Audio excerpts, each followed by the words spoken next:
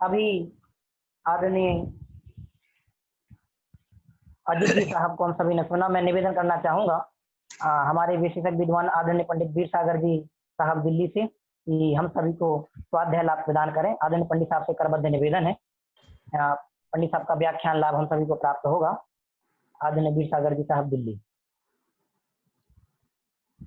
प्रणमो जिणाणम जयतु जिणेन्दो जय जिनेन्द्र। हम सब पिछले कई दिनों से व्याकरण को पढ़ रहे हैं। जैन व्याकरण हमारा विषय है। जैन व्याकरण। व्याकरण माने क्या होता है? व्याकरण माने भाषा शास्त्र। व्याकरण माने शब्द विद्या। दो तरह की विद्या होती है, एक तत्व विद्या, एक शब्द विद्या। या कहो कि एक शब्द विद्या और एक अर्थ विद्या। अर्थ को समझना है। अर्थ को हम सही नहीं समझते हैं। अर्थ माने पदार्थ। पदार्थ को हम सही नहीं समझते हैं, इसलिए हम दुखी हैं। और पदार्थ को सही समझ लेंगे तो हम सुखी हो जाएंगे। लेकिन पदार्थ को सही कैसे समझें? तो कहा जाएगा कि शास्त्र पढ़ो, प्रवचन सुनो, ज्ञानियों से मिलो, वे तुमको सही बात समझाएंगे। लेकिन हम कैसे समझेंगे? वे भाषा के द्वारा ही समझाएंगे, शब्दों के द्वारा ही समझाएंगे। तो यदि हमको वो भाषा नहीं आती होगी, वो शब्द नहीं आते होंगे, तो हम उनकी बात को नहीं समझ पाएंगे। जैसे समय सार में उदाहरण दिया कि कोई अनार्य व्यक्ति को कोई ज्ञानी कहे कि स्वस्ति, कोई मुनि महाराज किसी भील को ऐसा बोले जंगल में कि स्वस्ति, तो यदि वो स्वस्ति शब्द का अर्थ नहीं जानता है भील, तो टकटकी लगाकर मुनि महाराज के तरफ देखेगा कि क्या कहा इन्होंने, और कुछ नहीं समझ पाएगा। लेकिन जब वे मुनि महाराज उसे ऐसा समझाएंगे कि मैंने तुमको कहा है कि तुम्हारा अविनाशी कल्याण हो, तो उसकी आंखों में हर्ष के अश्रु आ जाएंगे, प्रसन्न हो जाएगा, गदगद हो जाएगा, क्योंकि उसे उसका अर्थ समझ में आ गया। जिसको अर्थ समझ में नहीं आता है उसको लाभ नहीं होता। इसलिए सब आचार्यों ने लिखा है बिना व्याकरणेन अंध, कि जो व्याकरण नहीं जानता, जो भाषा शास्त्र नहीं जानता, जो शब्द विद्या नहीं जानता, वो अर्थ विद्या नहीं जान सकता। शब्द का, भाषा का और भाव का अविच्छिन्न संबंध है। शब्द ब्रह्म पर ब्रह्म के वाचक वाच्य नियोग, शब्द ब्रह्म को और पर ब्रह्म में वाचक वाच्य संबंध है। इसलिए जो शब्द ब्रह्मणि निष्णातः परम ब्रह्मादि गच्छति, जो शब्द ब्रह्म में निष्णात होता है वही पर ब्रह्म को पहचान सकता है। यही कारण है कि जैन आचार्यों ने व्याकरण समझने पर बहुत जोर दिया। इसे प्रयोजन भूत विद्याओं में गिना, इसे अप्रयोजन भूत विद्याओं में नहीं गिना। इसे प्रयोजन, 3 विद्याएं प्रयोजन भूत बताई। अध्यात्म, न्याय और व्याकरण।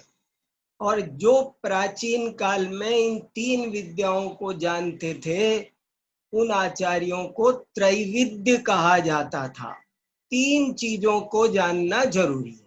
नंबर 1 अध्यात्म या सिद्धांत, 2 न्याय, जिसको प्रमाण नए व्यवस्था नहीं आती, नए नहीं आते, प्रमाण नहीं आता, वो भी शास्त्र नहीं समझ सकता।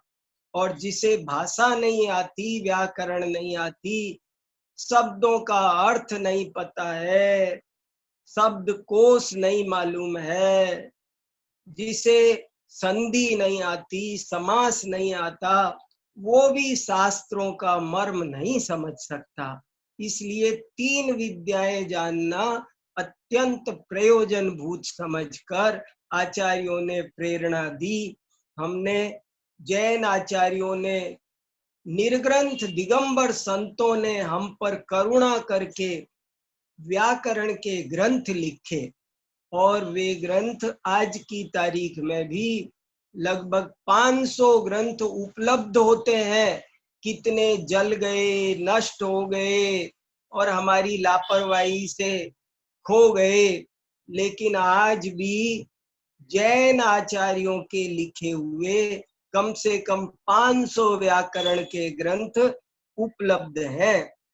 बड़े दुख की बात है कि लोग उनको पढ़ते नहीं, देखते नहीं, जानते नहीं। यदि उनको देखें, समझें तो उनको बहुत आनंद आए। इसकी चर्चा हम कर रहे हैं, और पिछले 2 व्याख्यानों में मैं ये सब बातें बहुत विस्तार से आपको बता चुका हूँ।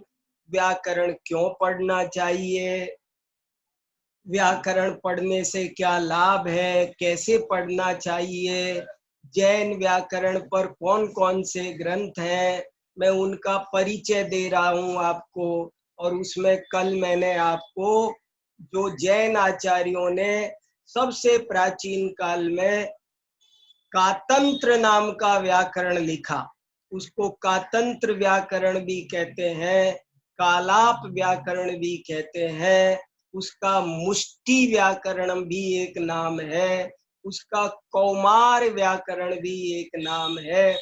बहुत छोटा है, सरल है, और ये पाणिनि की अष्टाध्यायी जैसे आजकल चलती है उससे भी प्राचीन है। और पहले गली गली में, देश विदेश में ये व्याकरण पढ़ाया जाता था। हमारे सभी आचार्यों ने, पूज्यपाद आचार्य अकलंक, विद्यानंदी आदि सभी आचार्यों ने, पंडित टोडरमल जी ने भी इस व्याकरण को पढ़ा और अपना मोक्ष मार्ग प्रकाशक वहीं से प्रारंभ किया, सिद्धो वर्ण समाम्नायः। तो इस व्याकरण की बहुत ही परंपरा रही है, लेकिन अब हमारी लापरवाही के कारण वो ग्रंथ उपेक्षित हो गया। बहुत सरल, सुंदर, अद्भुत ग्रंथ है, उसका मैंने आपको कल परिचय दिया। इसके अलावा भी जैन व्याकरण पर सैकड़ों ग्रंथ मौजूद है, उनकी टीकाएं मौजूद है, और उनमें से एक दूसरा व्याकरण जैनेन्द्र व्याकरण है। जैनेन्द्र माने पूज्यपाद आचार्य का एक दूसरा नाम था जिनेन्द्र बुद्धि, तो उनके लिखने के कारण इस व्याकरण ग्रंथ का नाम पड़ा है जैनेन्द्र व्याकरण। फिर एक शाक्टायन नाम के जैन आचार्य हुए, उन्होंने भी व्याकरण लिखा। प्रभाचंद्र आचार्य हुए, उन्होंने भी व्याकरण लिखा। हेमचंद्र आचार्य ने भी सिद्ध हेम शब्दानुशासन नाम का बहुत विशाल व्याकरण लिखा, जिसमें 8 अध्याय हैं। 7 अध्यायों में संस्कृत का व्याकरण है और 8वें अध्याय में प्राकृत भाषा का व्याकरण है। एक ही ग्रंथ में संस्कृत और प्राकृत का व्याकरण। वर रुचि ने भी प्राकृत का व्याकरण लिखा। अपभ्रंश पर भी बहुत व्याकरण लिखे गए, और अनेक ग्रंथ लुप्त हो गए। जैसे ऐसा माना जाता है, एक जगह ऐसा लिखा है, वेत्ते सिद्ध सेनस्य, जिनेन्द्र व्याकरण में पूज्यपाद आचार्य में ऐसा लिखा है कि सिद्ध सेन आचार्य के मत में ये शब्द ऐसा होना चाहिए। तो इससे सिद्ध होता है कि सिद्ध सेन आचार्य जो विक्रम की पहली शताब्दी में विक्रमादित्य के दरबार में हुए थे, उन्होंने भी कोई व्याकरण का ग्रंथ लिखा था जो आज हमको नहीं मिलता है। ऐसे ही एक सूत्र और जैनेन्द्र व्याकरण में मिलता है, चतुष्टयम समंत भद्रस्य। समंत भद्राचार्य के हिसाब से ऐसा होना चाहिए। इससे पता चलता है कि जिन समंत भद्राचार्य ने भी कोई व्याकरण का ग्रंथ लिखा था। इसलिए व्याकरण पर बहुत ग्रंथ है, कोई ना कोई थोड़ा बहुत हमको एक व्याकरण प्रवेशिका किसी को बनानी चाहिए। जैसे सिद्धांत प्रवेशिका है, जैसे गुणस्थान प्रवेशिका है, ऐसे एक किसी को व्याकरण प्रवेशिका बनानी चाहिए। मेरा भी बहुत मन करता है, देखो बनाया तो एक व्याकरण प्रवेशिका बनानी चाहिए। लोगों को व्याकरण शब्द का अर्थ नहीं पता है, व्याकरण का क्षेत्र क्या है, फिर जैन व्याकरणों का कुछ परिचय, तो सब थोड़ा एक व्याकरण प्रवेशिका, जैसे न्याय मंदिर पुस्तक है, न्याय प्रवेशिका किताब है, हर चीज की किताब है, लेकिन व्याकरण प्रवेशिका हमारी समाज के पास नहीं है। एक व्याकरण प्रवेशिका किसी को जरूर से, मेरे बहुत दिन से मन में है, एक व्याकरण प्रवेशिका बननी चाहिए, जिसमें एक स्वाध्याय करने के लिए जितना हमारे काम का व्याकरण है, जो सरल सुबोध 100 पेज में, 125 पेज में हमको व्याकरण की सारी जानकारी, एक 8 दिन का कोई शिविर लग जाए, 8 दिन की क्लास लग जाए और हम व्याकरण में कुछ कुशलता हासिल कर लें। ऐसी एक व्याकरण प्रवेशिका जरूर किसी न किसी प्रतिभाशाली व्यक्ति को लिखना चाहिए। इससे बहुत लाभ होगा, हमारी व्याकरण स्थापित होगी। कल आप लोग पूछ रहे थे कि भाई हम कातंत्र व्याकरण पढ़ेंगे तो पाणिनि व्याकरण से हमारा टकराव नहीं होगा? नहीं होगा। दो मत है, दो दृष्टिकोण, और वो भी सब जगह थोड़े ही है। 98% तो सब बातें समान है। अरे आपको पता है पाणिनि की अष्टाध्यायी पर भी 100 जैन टीकाएं मिलती है। पाणिनि के अष्टाध्यायी के जैन आचार्य विरोधी नहीं थे। व्याकरण तो व्याकरण होता है भैया, मैं शुरू से कह रहा हूं। तो आचार्यों को कोई चिढ़ नहीं है पाणिनि से, लेकिन जो 2-4 बातें हैं उनको भी स्थापित हो, ये भी एक मत है, उनको अशुद्ध बता देना और हमें बहु आरंभ के जटिलता के मार्ग पर चलने को बाध्य करना, ये ठीक नहीं। हमें वैदिक संस्कृति से युक्त व्याकरण पढ़ने को बाध्य करना, ये ठीक नहीं। तो हम इस बात को समझ सकेंगे, इसलिए मेरे मन में बहुत है कि एक हमारे विद्यार्थियों को थोड़ा व्यापक ज्ञान करना चाहिए, तभी वो जैन दर्शन को अच्छे से समझ सकेंगे। ऐसी अनेक विधाएं जैन आचार्यों की है, जैसे आयुर्वेद। कभी एक दिन मैं जैन आयुर्वेद पर बोलने वाला हूँ। मैं चाहता हूँ एक 125-150 पेज की मैं एक आयुर्वेद प्रवेशिका भी लिखना चाहता हूँ कि जैन आचार्यों का आयुर्वेद के संबंध में कितने उच्च कोटि के अद्भुत विचार है। तो वो सब ऐसे ही ज्योतिष के बारे में बड़ी भ्रांति है। मैं एक जैन ज्योतिष प्रवेशिका लिखना चाहता हूँ ताकि स्पष्ट हो, सच्चाई सामने आए और उसकी भ्रांतियां दूर हो। तो इस तरह से भ्रांति दूर होनी चाहिए, इसलिए हम जैन व्याकरण पढ़ रहे हैं। और देखो, जो लोग व्याकरण नहीं जानते हैं उनके साथ क्या होता है कि अशुद्ध बोलते हैं, अशुद्ध पढ़ते हैं, अशुद्ध लिखते हैं, अशुद्ध छपाते हैं, और अशुद्ध जानते हैं कितना खतरनाक होता है। सम्यक ज्ञान का पहला अंग है शब्द शुद्धि, शब्दाचार। पहले नंबर पर ज्ञान प्राप्ति नहीं हो सकती। ज्ञान प्राप्ति का प्रथम सोपान है शब्दाचार, के शुद्ध शब्द बोलना चाहिए। मैंने एक लेख लिखा है, अशुद्धम पुस्तकम शत्रु, ये एक लेख है, अशुद्धम पुस्तकम शत्रु।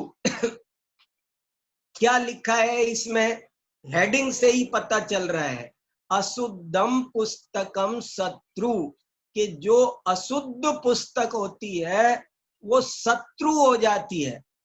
महात्मा गांधी कहते थे कि पुस्तकें मित्र होती हैं, जहां भी चला जाए। वे तो यहाँ तक कहते थे कि यदि नरक में भी मैं चला जाऊं और मुझे पुस्तकें मिल जाए तो मैं नरक को भी स्वर्ग बना लूंगा, क्योंकि पुस्तकें मनुष्य का परम मित्र है।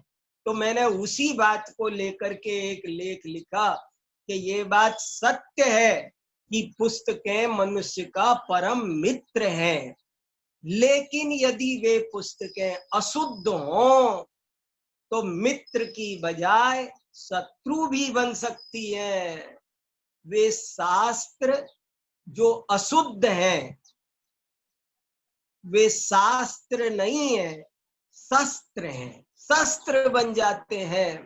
तो जो व्याकरण नहीं जानते, बहुत अच्छा लेख है, आप पढ़ेंगे तब कई बातें और बताने का अभी समय नहीं। मगर देखो, बहुत से लोग ऐसा कहते हैं कि हमारे तो भाव देखो। भैया ऐसे नहीं चलता। देखो, मैं कहता रहता हूं कि आप पूजा कितनी भी छोटी कर लो, आपको अधिकार है, लेकिन फिर भी आपको अंत में ये बोलना जरूरी है, अक्षर पद मात्रा से दूषित जो कुछ कहा गया मुझसे क्षमा करो प्रभु सोस। ये सब, ये हिंदी में ही नहीं, ये प्राकृत में, संस्कृत में, सब में है, लेकिन ये जरूरी है। ये बोलना कंपलसरी क्यों होता, अगर भाव ही देखने होते तो। प्राकृत में लिखा है, अक्षर पयर्थहीणम मत्ताहीणम च जम्मये भणिदम तम खमौणान देवय जवि दुख खयम दिन्तु। मैंने अक्षर मात्रा से जरा सा भी हीनाधिक कहा हो तो मुझे क्षमा करो। कैसे कैसे देखो, संस्कृत में भी है, यदर्थ मात्रा पद वाक्यहीनम मया प्रमादात यदि किंचनोक्तम तन्मे क्षमित्वा विदधातु देवी सरस्वती केवल बोध लब्धिम। हे सरस्वती माता, मैंने मात्रा पद वाक्य अक्षर से जरा सा भी प्रमादवश कुछ भी मैंने अशुद्ध बोला हो तो मुझे क्षमा करो, मुझे ज्ञान लक्ष्मी प्रदान करो। भैया, अशुद्ध बोलना, अशुद्ध लिखना, ये बहुत बड़ा अपराध है। अरे एक आचार्य ने तो देखो क्या लिखा है, आप रोंगटे खड़े हो जाएंगे। हीनाक्षरे अधिकाक्षरे च अर्थ व्याप्ति। अगर आपने अशुद्ध लिखा, हीन अधिक अक्षर लिख दिया तो सारा अर्थ का अनर्थ हो जाएगा। अर्थस्य विसंवादे चरणस्य विसंवाद है। जब अर्थ गड़बड़ हो गया तो आचरण भी गड़बड़ हो जाएगा। चरण विसंवादात न मोक्ष, और चरण में गलत हो जाएगा, चरण माने आचरण, आचरण गलत हो जाएगा तो मोक्ष का अभाव हो जाएगा। और मोक्षाभावे सर्वादीक्षा निरर्थिका, और मोक्ष का अभाव होगा तो फिर सारी दीक्षा ही निरर्थक हो जाएगी। कितनी बड़ी बात, मुनिराजों तक को कहा अशुद्ध उच्चारण करने से शरीर में अनेक रोगों की उत्पत्ति होती है। ऐसा चरक संहिता में लिखा है। अशुद्ध उच्चारण से प्रमाद, बुद्धिहीनता, कुटिलता आदि अनेक दोष उत्पन्न होते हैं। इसलिए अशुद्ध नहीं बोलना चाहिए, शुद्ध बोलना चाहिए, शुद्ध लिखना चाहिए। जैनेन्द्र सिद्धांत कोश में लिखा, एक अशुद्धि 100 शुद्धियों का घात कर देती है। इसलिए कहने का कुल मिलाकर कल आपको बताया ना सब, कितना फर्क है निमंत्रण और आमंत्रण में, जमीन आसमान का अंतर है। आप विवाह की निमंत्रण पत्रिका होती है, उस पर आमंत्रण पत्रिका लिख दोगे तो आएगा नहीं समझदार आदमी। और अगर आपने मंदिर की जो पंच कल्याणक की पूजा की पत्रिका, वो आमंत्रण पत्रिका होती है, उस पर निमंत्रण पत्रिका लिखोगे तो प्रायश्चित्त मिलेगा आपको, पाप के भागी बनेंगे, क्योंकि वो जो चल के आएगा ना, बहुत नुकसान, हम जानते नहीं कि दंड का भागी है। अशुद्ध शब्द का प्रयोग करे वो व्यक्ति दंड का भागी लिखा, प्रायश्चित्त लेना पड़ता है, प्रतिक्रमण करना पड़ता है। कितनी गजब की बात है। कोई मुनि महाराज किसी को ये कह दे, ऐसा लिखा है, कोई मुनि महाराज किसी को ये कह दे, जगह लिखा, मुनिराज कहे हमारे लिए गंधोदक लेकर आओ अभिषेक, तो बोले वो पाप का भागी हो गया, उसको आरंभ का दोष लग गया, आप हमसे मिल। कोई महाराज किसी को ये नहीं कहते, कोई महाराज के दर्शन करने जाए तो महाराज ये नहीं कहते कि बैठो, बैठो नहीं बोल सकते। क्यों नहीं बोल सकते? कि वो बैठेगा और जीव शुद्धि पिछी तो है नहीं उसके पास, और उसके बैठने से जो जीव हिंसा होगी तो भागी कौन होगा? मुनि महाराज के पास कोई दर्शन करने आए तो वो बैठो नहीं बोल सकते। अनेक महाराज मैंने देखे, रास्ते में मान लो विहार कर रहे, एक महाराज विहार कर रहे थे तो उनके साथ श्रावक चल रहे थे। श्रावकों ने कहा, लोगों से कहा हटो हटो हटो। महाराज ने कहा क्या कर रहे हो तुम, इनसे हटो मत बोलो। इनसे हटो बोलना हमको दोष लगता है। हम कैसे कह सकते हैं किसी को हटो? ये हटकर किसी चींटी के बिल पर पैर रख दे, कोई इन ऐसे हटे कि किसी गाड़ी से टकरा के एक्सीडेंट हो जाए, या कोई झगड़ में लग जाए कि मैं क्यों हटूं, तुम्हारे बाप की सड़क है, तो क्या पंगा करेंगे हम। इसलिए क्या बोलना, कैसे बोलना, कितना बोलना, ये जो व्याकरण पढ़ लेता है वो शब्दों की कीमत जान जाता है। जैसे पैसे सोच समझ के खर्च करते हैं, ऐसे ही जो भाषा शास्त्र को समझ लेते हैं वे शब्दों को भी सोच सोच करके बोलते हैं। बिना सोचे कोई भी, क्या तत्वार्थ सूत्र है, एक एक शब्द, एक एक मात्रा।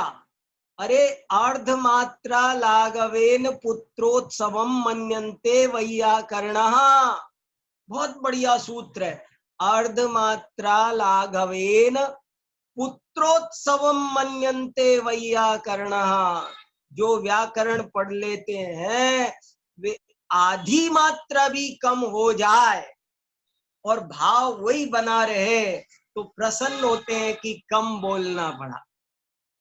कितनी बड़ी बात। तो हम बोले चले जाते। कितने ही लोग देखा होगा आपने, माइक पकड़ लेते हैं तो छोड़ने का नाम नहीं लेते। ये अच्छे वक्ता की निशानी नहीं है।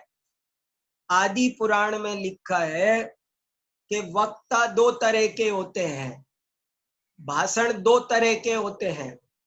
एक भाषण गन्ने जैसा होता है और एक भाषण बांस जैसा होता है।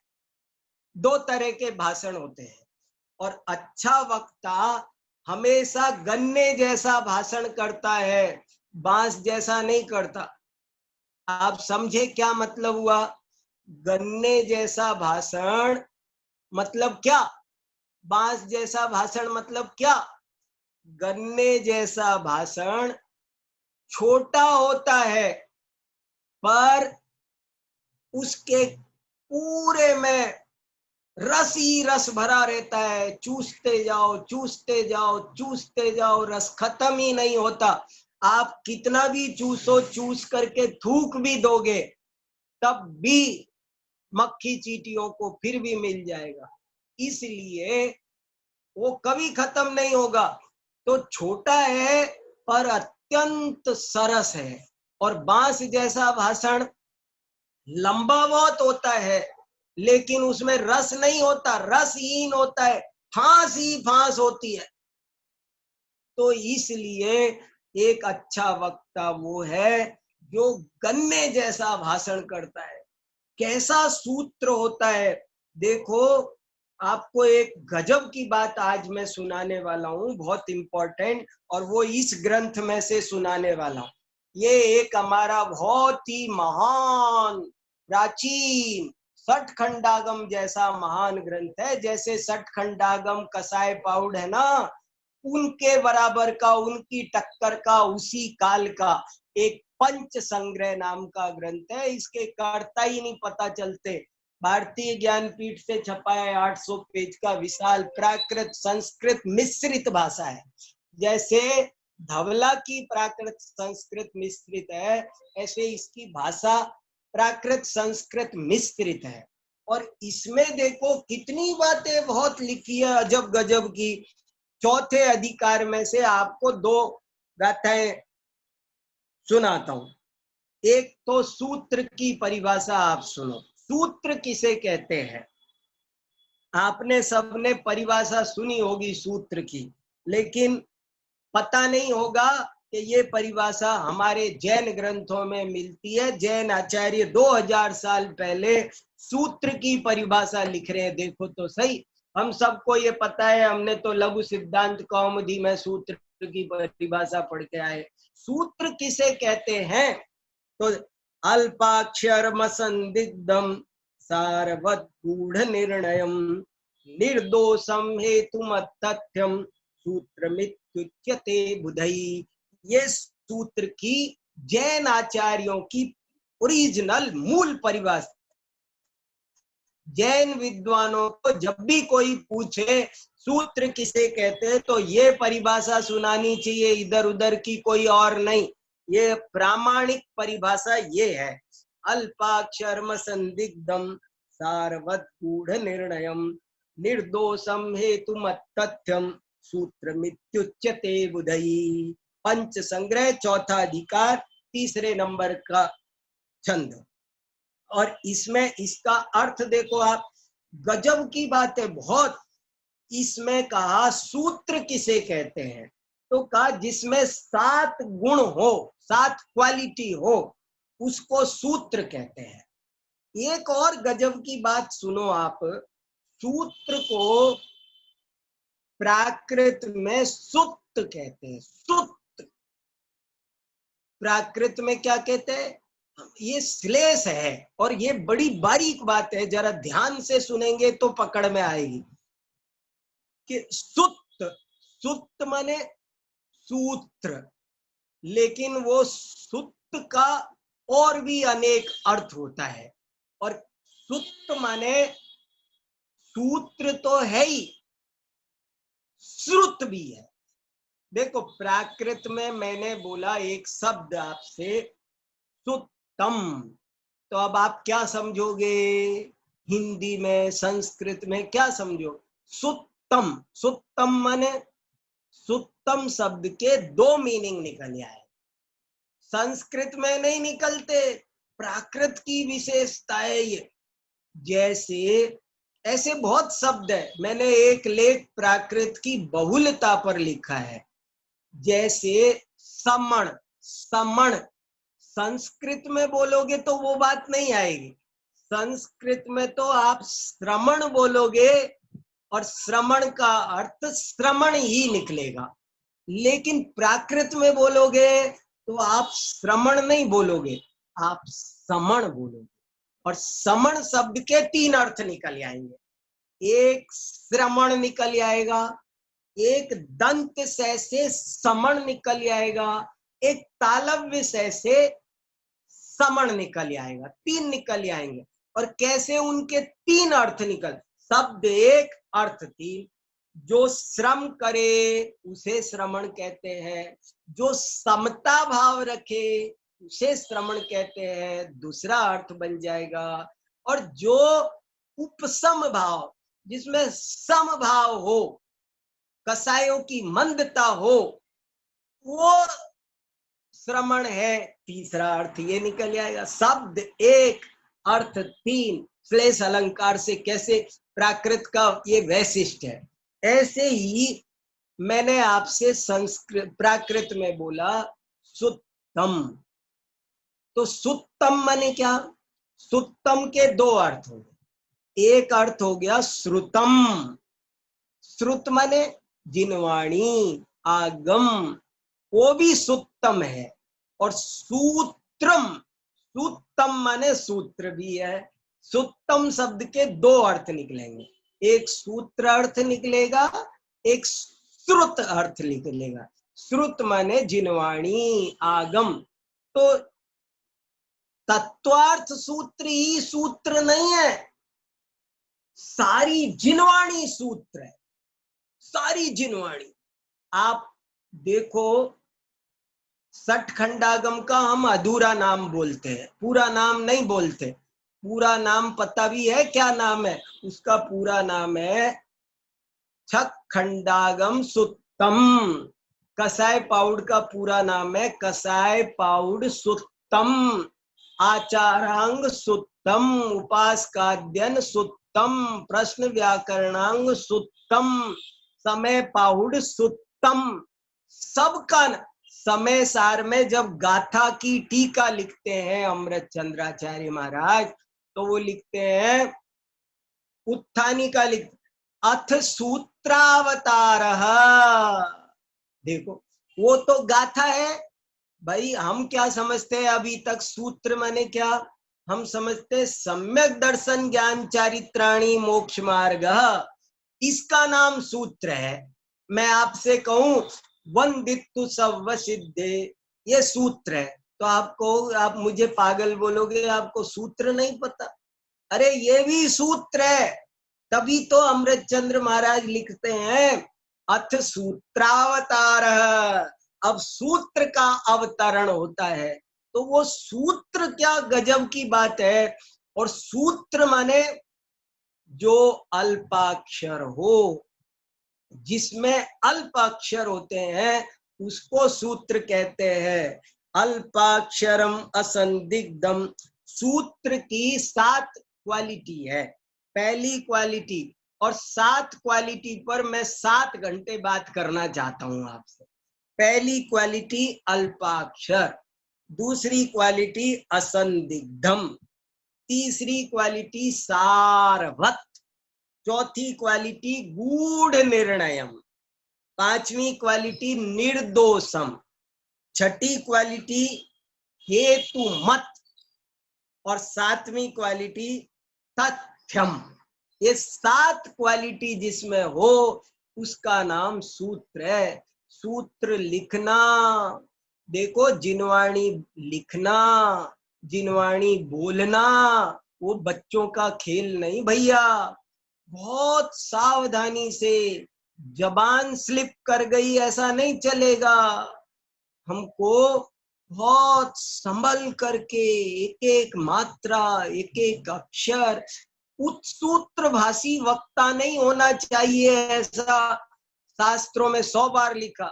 जो उत्सूत्र भाषी है वो मणिधारी सर्प की तरह हेय है, ऐसा लिखा है। इसलिए सूत्रानुकूल बोल, सूत्र बोलना सावधानी से। तो सूत्र की 7 विशेषताएं मैंने आपको सुनाई, और उन 7 विशेषताओं को समझाने का अभी समय नहीं, पर उनमें से एक विशेषता आज आपको सुनाता हूं। एक विशेषता है निर्दोष। आपको थोड़ा एहसास हो कि 7 में कितनी बात हो।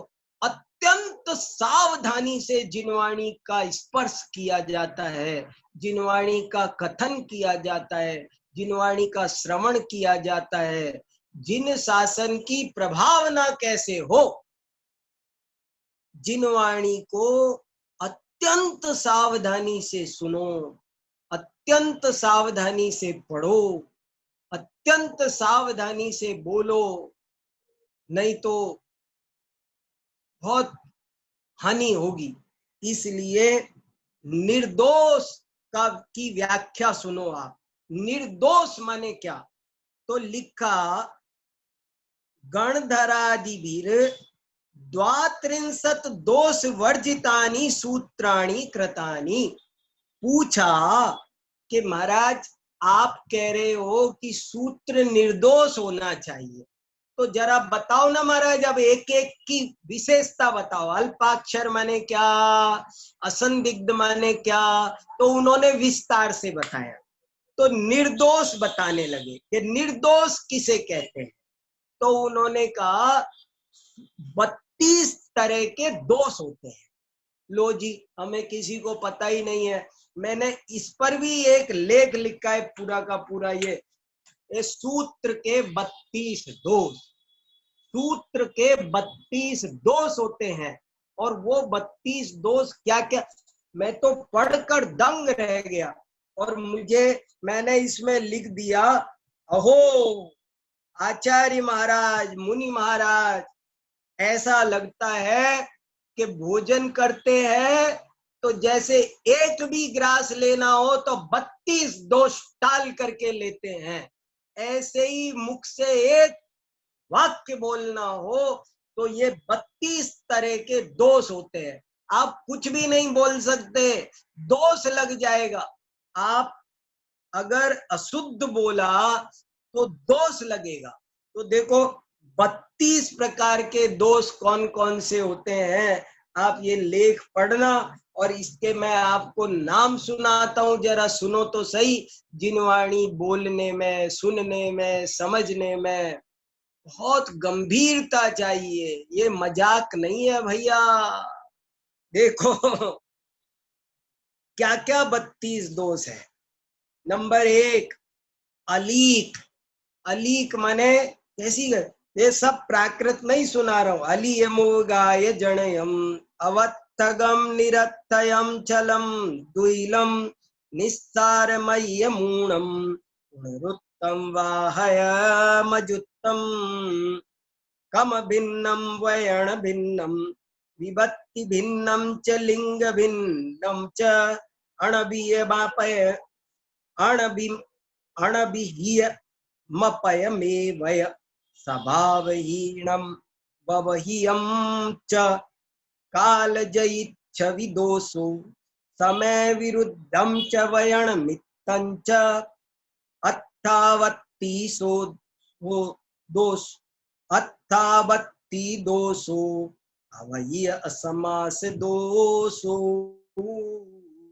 उभमारूभग दोषो परपवत्तीय संधि दोषो ये सुत्त दोषा 32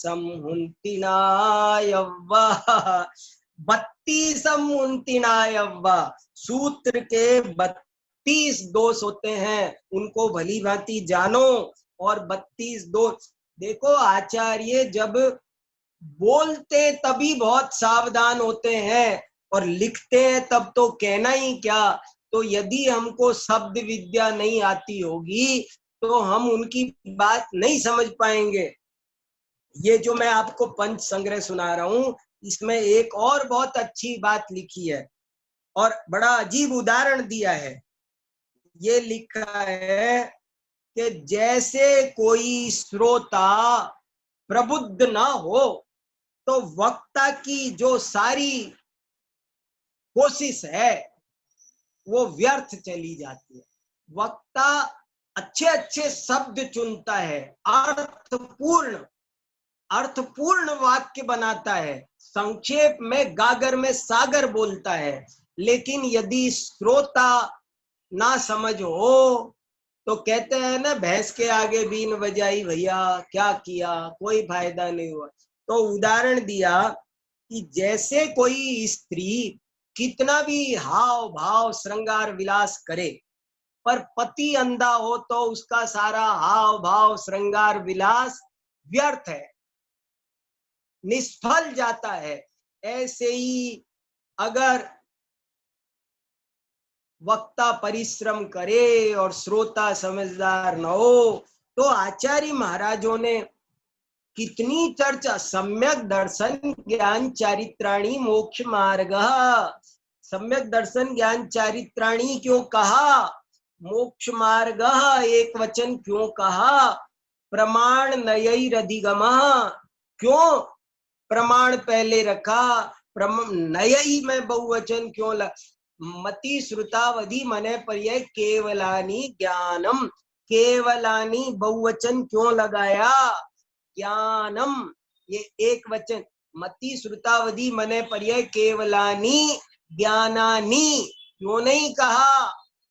ए भैया, सब इतना सब थोड़ा समझेंगे तब जिन आगम का मर्म समझ में आएगा, नहीं तो मर्म समझ में नहीं आएगा। देखो 32 दोष भी नहीं बता सकते अभी तो, आपको 32 दोष ही समझाने के लिए कितना समय चाहिए, लेकिन 32 दोषों का थोड़ा थोड़ा जरा जरा सा नाम मात्र तो सुनो। अलीक, कोई भी बात, अलीक क्या माने, झूठ। दो तरह का अलीक होता है, एक अभूतोद्भावन, एक भूत निन्नव। है को नहीं कहना, ये भूत निन्नव है, नहीं को है कहना, ये अभूतोद्भावन है। जैसे कोई कहे ईश्वर सृष्टि का करता है, जीव वटकणिका मात्र है, जीव है ही नहीं, स्वर्ग नरक है ही नहीं, तो ये अलीक अलीक है। ऐसी बात नहीं बोल सकता कोई वक्ता। उपघात जनक, हिंसा जनक कोई वाक्य नहीं बोल सकते। न मांस भक्षणे दोष, न मद्ये न च मैथुने, ऐसे ऐसे श्लोक मिलते हैं। मनुस्मृति में एक श्लोक आता है, उसका ये उदाहरण दिया है कि मांस खाने में, मधु सेवन में दोष नहीं है। ये तो ऐसा लिखा है, न मांस भक्षणे दोष, न मद्ये न च मैथुने, प्रवृत्ति रेसा भूतानाम निवृत्तिस्तु महाफला। बोले इनके खाने में दोष नहीं है, ये तो मनुष्यों की सामान्य प्रवृत्ति है, पर हाँ छोड़ो तो महान फल है। तो भाई तुमने तुमको दोष लग गया, आप ऐसे नहीं कह सकते। देखो हम क्या बोल सकते हैं, ये विवेक रखना। अपार्थक असंबद्ध बात नहीं कह सकते, नहीं तो अपार्थक दोष लगता है। निरर्थक बात नहीं कह सकते, डिथ डविथ ये निरर्थक शब्द है, निरर्थक दोष लगता है। छल, छल भी देखो, छलम न गेतव्यम, छल नहीं जानते अभी। छल का आप कभी मूल आगम से मिलान करके देखो, छल किसे कहते हैं, छल की परिभाषा तो पता हो। क्या परिभाषा है, यत्र परस्य वदतो अर्थ विकल्पोपपादनेन वचन विघातः छलम, अन्यथा अभिप्राय से कहे गए वाक्य को अन्यथा अभिप्राय से ग्रहण करना, इसका नाम छल है। और छल 3 तरह का है, वाक छल, सामान्य छल, उपचार छल। अब ये समझ लो, तब 5वीं गाथा का जो आपको आनंद आएगा, छलम न घेतव्यम, तब आपको प्रसन्नता होगी। वाक छल होता है, नव कंबलोयम देवदत्त, किसी ने कहा देखो इसके पास नया कंबल है, तो नव शब्द का अर्थ 9 भी होता है व्याकरण सब डिक्शनरी में। तो बोले कहाँ है, 9 कहाँ है, वो तो एक ही है, तो इसको बोलेंगे वाक छल। अवो खलु असौ ब्राह्मणो विद्याचरण संपन्न, किसी ने कहा देखो ये ब्राह्मण बहुत ज्ञान चरित्र संपन्न है, तो समझने वाले ने समझ लिया सभी ब्राह्मण ज्ञान चारित्र संपन्न होते हैं, तो ये सामान्यीकरण कर दिया, इसलिए इसका नाम सामान्य छल है। और तीसरा है उपचार छल, उपचार से कही गई बात को परमार्थ। हमने कहा नाटक हो रहा था, तो कहा मंचाह क्रोशंती, तो मंच पे कोई रो रहा था, राम रो रहे थे सीता को, तो अरे आज तो मंच रो रहा है, मंच रो रहा है। मंच रो रहा है माने मंच नहीं रो रहा, मंच पर अभिनेता रो रहा है, पर कथन समझ लेना कि मंच रो रहा है, ये छल नाम का। दुहिल, दुहिल माने पुण्य पाप का अपलाप करना, वो दुहिल दोष है। निस्सार, निस्सार बात नहीं करना, जिसका कोई प्रयोजन ना हो, व्यर्थ नहीं बोलना, अधिक नहीं बोलना, जितनी जरूरत हो उतना बोलना, ऊन नहीं बोलना। जैसे अनुमान के अंग होते हैं ना, तो 2 की जरूरत है तो 2 बोलो, 3 की जरूरत है 3, 4 की 4, 5 की 5, कम भी नहीं ज्यादा भी नहीं, पुनरुक्त भी नहीं, जहां जरूरत है वहां बोलना। व्याहत, खंडित हो जाए ऐसी बात नहीं, अयुक्त भी नहीं बोल सकते। क्रम भिन्न नाम का एक दोष होता है, क्रम भिन्न। क्रम भिन्न दोष क्या होता है कि जैसे आपसे पूछा कि महावीर के माता पिता का नाम बताओ, महावीर के माता पिता का, तो आपने कहा सिद्धार्थ और त्रिशला, तो कहेंगे इसमें कौन सा दोष लग गया? क्रम भिन्न, क्रम भिन्न। अरे भैया हमने पूछा था महावीर के माता पिता का नाम बताओ, और तुमने क्या बताया? सिद्धार्थ और त्रिशला। हमने पहले माता पूछा था, तुमको बोलना चाहिए था त्रिशला और सिद्धार्थ। देखो कितनी बड़ी बात, कितना बारीक बारीक बात। सिद्धार्थ और त्रिशला बोलो तो हमने पूछा होता कि पिता माता का नाम बताओ, तो आप पहले सिद्धार्थ बोल सकते थे। लेकिन अगर हमने पहले माता, प्रश्न में माता पहले है तो उत्तर में भी माता पहले होनी चाहिए। प्रश्न में पिता पहले है तो उत्तर में भी पिता पहले होनी चाहिए। बहुत अत्यंत श्रोतार सावधानतया शृण्वन्तु, वक्तारः सावधानतया कथयन्तु वदन्तु। ये सब भैया जिन वाणी को लोग हल्के से लेते हैं, इसलिए लाभ नहीं हो रहा, ज्ञान प्राप्ति नहीं हो रही, क्योंकि हमने बहुत हल्के से ले। लोग पूजा पढ़ते हैं, स्तुतियां पढ़ते हैं, कुछ समझ में नहीं आता, अर्थ पता ही नहीं है, अर्थ पता ही नहीं है, चल रही है धक्कम पेल। कैसे हित होगा, कैसे हित होगा? क्यों बिन भाव क्रिया सब झूठी, बिना भाव नहीं लगेगा कैसे फायदा? तो पूजा पढ़ो, स्तुति पढ़ो, शास्त्र पढ़ो, जब तक आपको उनका अर्थ समझ में नहीं आएगा तब तक कैसे? अर्थ समझ में नहीं आए बिना फल नहीं मिल सकता, लाभ नहीं हो सकता। क्या गजब गजब के देखो कैसे कैसे कैसे दोष। वचन भिन्न नाम का एक दोष होता है, उचित वचन का प्रयोग नहीं करना, वचन भिन्न। एक वचन की जगह एक वचन करो, बहुवचन की जगह बहुवचन, द्विवचन की जगह द्विवचन। जो वचन लगना चाहिए वो वचन लगाओ, जो पुरुष लगना चाहिए, जो विभक्ति लगना चाहिए। अगला दोष है विभक्ति भिन्न, अन्यथा विभक्ति का प्रयोग कर दो तो कितना अंतर हो जाता है आप जानते हैं? देने के अर्थ में चतुर्थी लगती है, देने के योग में चतुर्थी, लेकिन किसको देने के योग में? याचकाय भोजनम ददाति, भिखारी को भोजन देते हैं। तो अगर इसमें चतुर्थी लगना ठीक है, लेकिन रजकम वस्त्रम ददाति चलेगा, रजकाय वस्त्रम। धोबी को कपड़े देता हूं, अगर कपड़े वापस लेने हैं तो चतुर्थी नहीं लगेगी।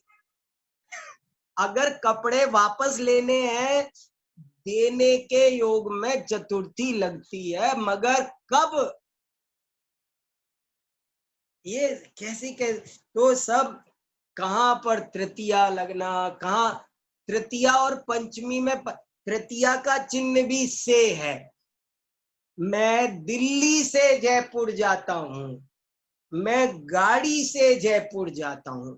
तो जो दिल्ली से जयपुर जाता हूं, यहाँ पंचमी विभक्ति लगेगी दिल्ली में, लेकिन मैं गाड़ी से जयपुर जाता हूं तो इस गाड़ी में पंचमी नहीं लगेगी, नहीं तो गाड़ी यहीं छूट जाएगी, आप जा नहीं पाओगे। आपको गाड़ी में तृतीया लगाना पड़ेगा। अहम दिल्लीतः वाहनेन जयपुरम गच्छामि। ऐसे सब भाषा में कहाँ क्या आचार्य क्या कहना चाहते हैं, जब तक ये ज्ञान नहीं होगा। लिंग भिन्न, देखो शब्द नए गड़बड़ा जाता है। दारह कलत्रम भारिया उदाहरण दिया जगह जगह, कोई समझेगा ही नहीं, शब्द नए, व्याकरण नहीं है। अगर व्याकरण नहीं आता तो शब्द नए, समभिरूढ़ नए, एवं भूत नए समझ में नहीं आ सकते बिल्कुल भी। 3 नए तो भाषा पर डिपेंड करते हैं।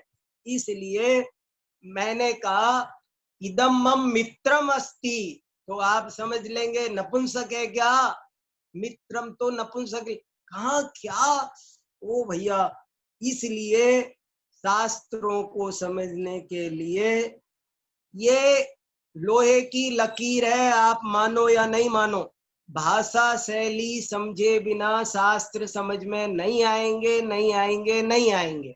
इसलिए ये समझना जरूरी है। सब यहाँ वहाँ इधर उधर सब बहुत उपयोग लगाते हैं, और पढ़ने की विद्या में ये दुर्लभ मनुष्य भव, इतना कीमती समय, सब अनुकूलताएं, और जिनवाणी को समझने के लिए उद्यम नहीं करते हैं तो क्या कहा जाए।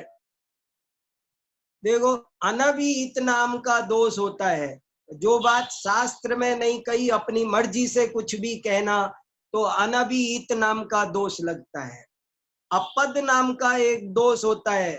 देखो अपदम न प्रयुंजीत सुप्तिगंतम पदम, अपद नहीं बोल सकते आप, पद सहित बोलना चाहिए। स्वभावहीन एक दोष का नाम है। कोई कहे वायु स्थिर होती है, तो वायु का स्वभाव तो गति है, स्थिर वायु होती नहीं है, इसलिए स्वभावहीन है। व्यवहित प्रकरणांतर चले जाना, ये व्यवहित नाम का दोष है। प्रकरण अनुवीची भाषण होनी चाहिए। वीची माने लहर, जैसे लहर किनारे लगती है ऐसे हमारी बात किनारे तक जानी चाहिए। काल दोष, भूतकाल की जगह वर्तमान, वर्तमान की जगह भविष्य, जो काल है वही बोलना चाहिए। ऐसे नहीं आदमी गया और कह रहे जा रहे हैं, तो जा रहे नहीं बोल सकते हो, गया तो गया बोलो, वर्तमान को वर्तमान बोलो। यति दोष होता है, छवि अलंकार दोष होता है, छंद दोष होता है, समय विरुद्ध होता है। कोई किसी दर्शन के खिलाफ बोलना तो वो वैशेषिक कहते हैं प्रधान कारण है। अरे वैशेषिक नहीं कहते, सांख्य कहते हैं, ये समय विरुद्ध बात है।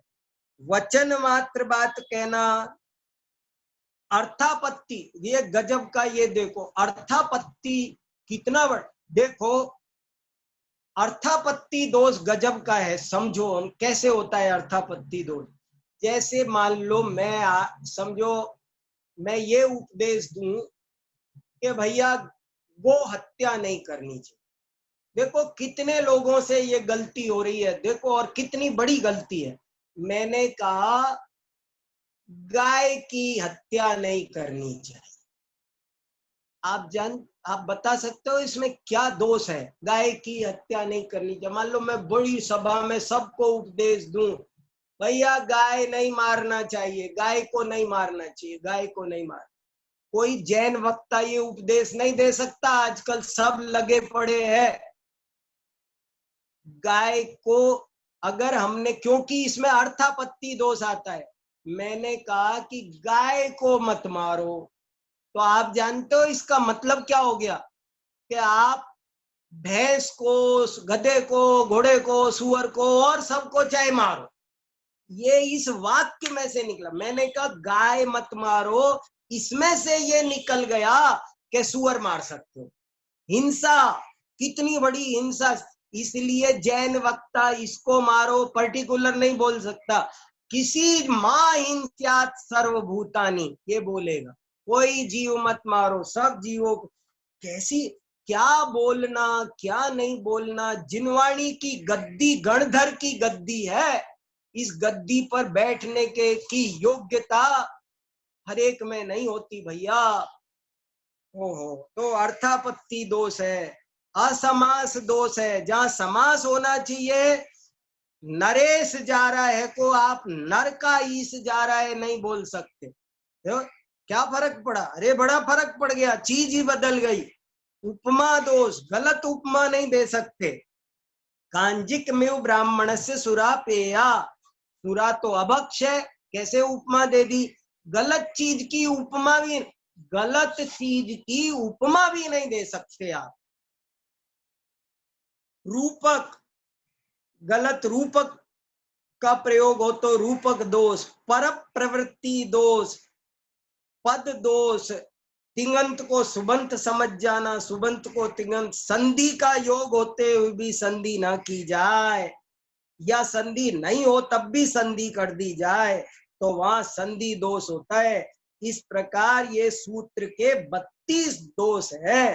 कुशल सूत्रकार अपने सूत्रों की रचना इन सभी दोषों को बचाकर अत्यंत निर्दोष रूप से करते हैं।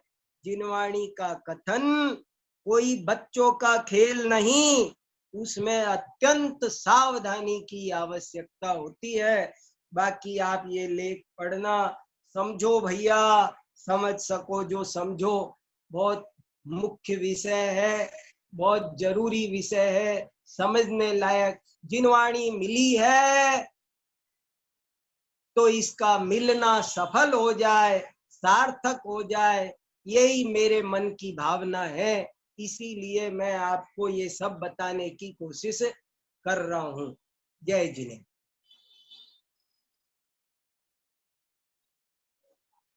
ओम नमः शिवाय। अभी हम सभी ने आधुनिक विद्वान पंडित श्री वीर सागर जी भाई साहब दिल्ली के मुखारबिंद से बहुत ही सुंदर व्याख्यान लाभ लिया। मैं आप सभी के बीच बताना चाहता हूँ, आदरणीय भाई साहब के द्वारा यह व्याख्यान माला का क्रम बहुत दिनों से सुचारू रूप से चल रहा है। सर्वोदय अहिंसा के यूट्यूब चैनल के माध्यम से, जिसमें आदरणीय भाई साहब के माध्यम से अनेक अनछुए पहलुओं के माध्यम से जिनागम के तथ्यों का, रहस्यों का उद्घाटन तो हो ही रहा है। साथ में ऐसे, जैसा आज हमने यह व्याकरण से संबंधित एक व्याख्यान अभी भाई साहब के माध्यम मुखारबिंद से सुना, ऐसे अनेक विषयों के माध्यम से भाई साहब का इस बार व्याख्यान श्रृंखला अभी चल रही है और आगामी समय में भी चलेगी। हम सभी को भी आदरणीय भाई साहब के मुखारबिंद से भी अपने शिविर में बहुत ही सुंदर व्याख्यान लाभ कल प्राप्त होने वाला है। मैं आप सभी से इतना ही चाहूंगा कि आदरणीय भाई साहब के माध्यम से जो शोध परक एक नवीन चिंतन समाज के बीच में प्रस्तुत किया जा रहा है, वास्तव में यह हमारे लिए, नवीन पीढ़ी के लिए, जो युवा शास्त्री विद्वान है उन सभी के लिए तो अनुकरणीय है ही। इस तरह से हमें इस दिशा में प्रयत्न करना चाहिए और भाई साहब की जो धारा है उसके अनुरूप प्रवर्तना चाहिए, क्योंकि ऐसे ही विषय जो समाज में अनेक अनेक प्रकार से, जैसे अभी भाई साहब ने आयुर्वेद के संबंध में भी कहा था कि मैं आयुर्वेद का, ज्योतिष का इत्यादि इन विषयों पर भी लिखने वाला हूँ। तो वास्तव में ऐसे विषयों की आज आवश्यकता है, इनका बिल्कुल एक समीचीन रूप क्या है और अपने आगम में इनका क्या उल्लेख है, इत्यादि अनेक विषयों का भाई साहब के माध्यम से हम सभी को आगामी समय में भी लाभ प्राप्त होगा। मैं भाई साहब का हृदय से बहुत बहुत धन्यवाद ज्ञापित करता हुआ आप सभी के बीच में सायंकालीन कार्यक्रमों की सूचना प्रेषित करना चाहता हूँ। जिन सन प्रभावना ई शिविर में आज सायंकालीन कार्यक्रम में ठीक शाम को 7 से 7:30 बजे तक श्री जिनेंद्र भक्ति का आयोजन होगा। 7:30 से 8:15 बजे तक, क्योंकि आज हम सभी को आदरणीय विद्वान पंडित श्री प्रद्युम्न कुमार जी मुजफ्फरनगर का माध्यम से स्वाध्याय लाभ प्राप्त होना था। परिस्थिति अनुसार और आदरणीय पंडित जी प्रद्युम्न कुमार जी साहब का लाभ हम सभी को 16 तारीख को प्राप्त होगा। आज सायंकालीन स्वाध्याय क्रम में हम सभी को हमारे शिविर के निर्देशक आदरणीय विद्वान पंडित श्री राजकुमार जी शास्त्री उदयपुर, इनके माध्यम से स्वाध्याय लाभ प्राप्त होगा शाम को 7:30 से 8:15 जिनेंद्र भक्ति के उपरांत। उसके उपरांत 8:15 से ठीक 9:15 बजे तक हम सभी को कुछ याद इन्हें भी कर लो नाम से एक बहुत ही सुंदर कार्यक्रम का आयोजन किया जाएगा, जिसमें हमें डॉक्टर ज्योति जी जैन खतौली के माध्यम से उद्बोधन प्राप्त होगा। और जैसा कि अपने शिविर का एक उद्देश्य था कि जैन स्वतंत्रता संग्रामियों का जो इतिहास आज कुछ पुस्तकों में प्रकाशित है, कुछ प्रकाशित नहीं है, तो जैनों का स्वाधीनता आंदोलनों में किस प्रकार से सहयोग रहा है इत्यादि अनेक अनछुए पहलुओं का विशेषज्ञों के माध्यम से हमें जानकारियां प्राप्त होंगी। तो आप सभी से मेरा निवेदन है कि जिस प्रकार से आप लाभ ले रहे हैं, सायंकालीन कार्यक्रमों में भी आप लोग उसी तरह से जुड़ें और स्वाध्याय के साथ साथ अपनी धरोहर क्या है, हमारा इतिहास क्या है और हमें इन सब बातों को जानने की आवश्यकता क्या है, इनसे जुड़ने का प्रयत्न करें। आप स्वयं भी जुड़ें और अपनों को भी प्रेरित करें। ऐसी भावना के साथ आप सभी को बहुत बहुत धन्यवाद। माँ जिनवाणी की जयकार करते हुए हम सभी सायंकालीन सभा का यहाँ विसर्जन करेंगे और पुनः शाम को ठीक 7 बजे से जिनेंद्र भक्ति के जिनेंद्र भक्ति के माध्यम से कार्यक्रम का प्रारंभ होगा, उसमें जुड़ेंगे। आप सभी को बहुत बहुत धन्यवाद। बोले परमोपकारी द्वादशांगमयी जिनवाणी माता की जय।